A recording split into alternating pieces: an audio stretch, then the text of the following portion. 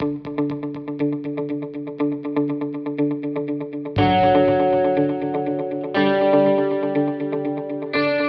come to Musgrave Angus for a lot of different reasons. Not only the cattle are great, they fit a lot of different environments and a lot of different roles in the beef industry, but the people are second to none here at Musgrave Angus. This year will mark our 23rd annual sale. And first off, I guess I'd like to invite everybody to come and join us. This year we are offering 70 bulls, as well as 40 spring calving cow-calf pairs. And then once again, we're going to offer pick of the 2017 replacement females. We did that last year for the first time, and it was well received. That was purchased by Leonard Newman, Newman Angus in Indiana. And then something new, I guess, that we haven't ever tried to offer before. This year we do have the only sexed semen on LD Capitalist 316 and sexed heifer semen. It's hot off the press, I guess, and I have the only semen there is, the sexed heifer semen. So we're going to offer that as well. I guess I want to talk a little bit about the bulls we're selling this year. It's going to be the first year for the Sky Highs, the Musgrave Apache, and then a new bull that we added to the sire lineup that we used through artificial insemination, a Canadian bull, Youngdale Believe 46B. All great cattle. The Sky Highs, of course, I mean, I think they're spot on. They're the largest sire group. We use him on a wide array of cows. Sky High, he was the bull that brought the big money in 2016, but he's done a remarkable job. His cattle are consistent, they perform well, they got just the right hair coat. Disposition is just out the door, it's great. And then we came back with the Musgrave Apache. We'd use Aviator here for several years now, and then we felt pretty strongly about Apache and used him on a lot of our heifers and stuff, bred some heifers to Apache. Once again, I mean, he's delivering the same type of cattle that Aviator did, maybe a tick more frame. Anyway, those look great. Those are a nice sire group. And then the Youngdale Believe, you know, that's just a whole totally separate bloodline than we've ever had here before. And, I mean, that's one thing we're trying to look out for the customers that have bought bulls here over the years. Trying to find some different blood, because maybe they've already got a Big Sky, or they've already got an Aviator, or already have one of the other bulls we've used. So we're always trying to bring in something new to offer, you know, the freshest genetics, I guess, to say. But no, the Believes, they look good. I mean, you walk through the bullpen, bingo. I mean, you just pick every one of them out. They're big and they're stout and they're rugged. We're really happy about those bulls. I think the Believe cattle will come back, and they'll cross over like an Aviator or a Big Sky or something and complement those cattle very well.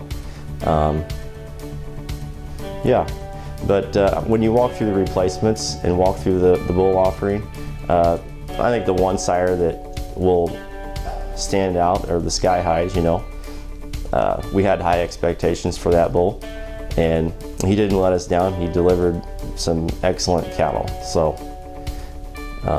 hopefully they'll be well received on sale day. Also this year we're offering 40 spring calving cow-calf pairs, and we typically sell about that many each year. This year, I guess, is one of the highlights. We're going to sell the dam of Musgrave 316 Stunner. Stunner was the top selling bull in the previous sale, the 2017 sale.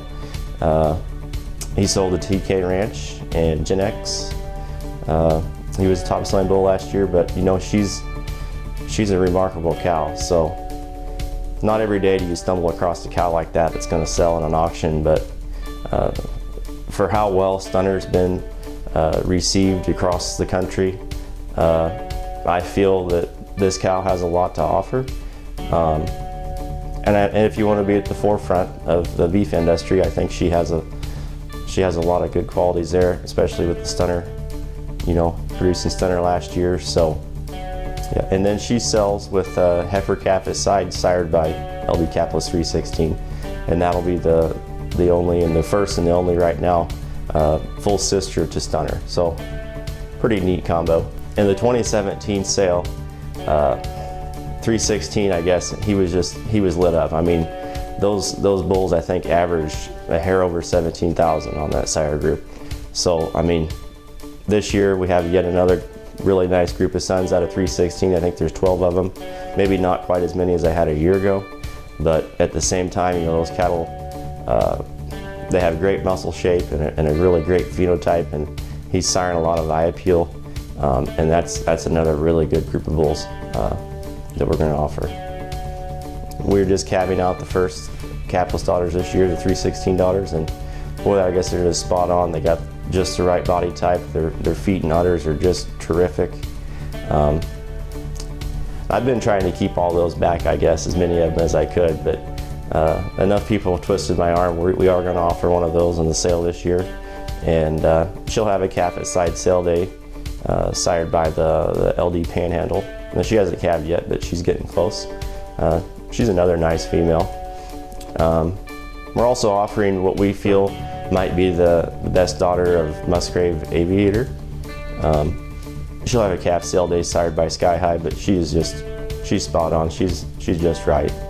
But I think 316 is a unique sire. You know, he transmits a lot of muscle shape and eye appeal, but yet he has a, what is it, like a 21 for Cabanese direct TPD. I mean, that's just off the charts.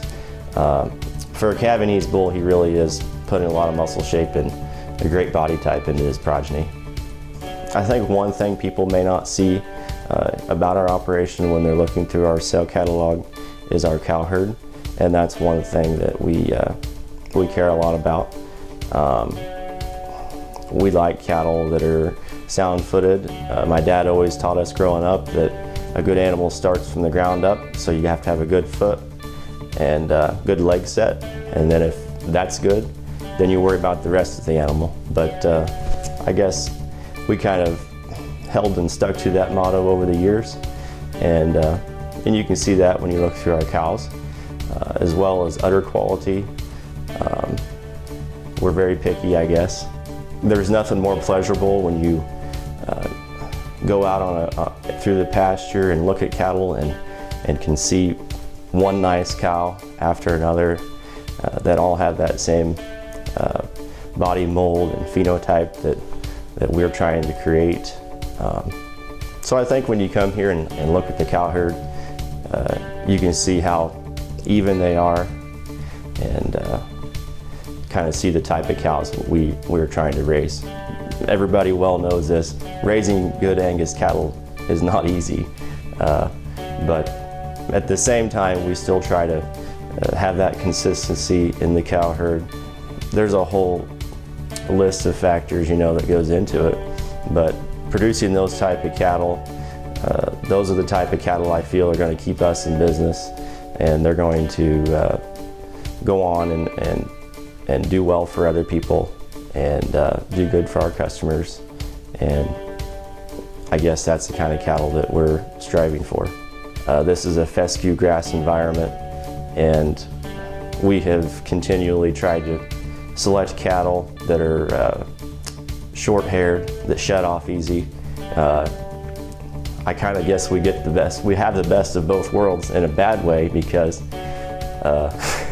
in the summertime, you know, it gets to be about 100 degrees here through July and August, and you might have 90% humidity, and you can't have cattle that are packing some extra hair coat, because if they do, I mean, it just kills them. And at the same time, like today, it's 10 degrees outside, there's snow on the ground, and a wind chill of probably around 0. Probably somewhere at the end of December. This year it was the last day of the year. Bulls will be run back through, will be worked, poured, yearling weights will be taken. From that point on, we'll move the bulls to a different area where they'll be kind of a smaller type of lot compared to what they're in, where they have more shelter.